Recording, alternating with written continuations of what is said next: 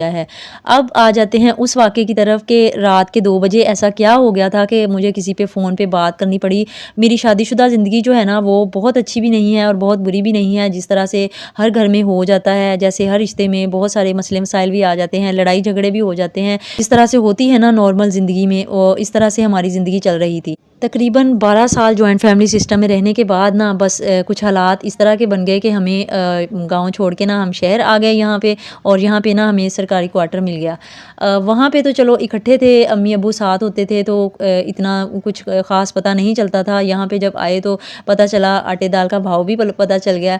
तो ख़ैर मैंने सोचा कि अपने बादशाह सलामत का मैं भी साथ दूँगी। तो फिर मैंने बादशाह सलामत से कहा कि ऑनलाइन जॉब्स जो है ना आजकल इतनी ज़्यादा हैं, मैं बाहर तो जा नहीं सकती, माशाल्लाह से बच्चे अभी छोटे-छोटे हैं तो मैं किस तरह से जाऊँगी। तो ख़ैर इस तरह से मैंने उनसे ना इजाज़त ली कि मैं घर में बैठ के ना कोई जॉब सर्च करूँ।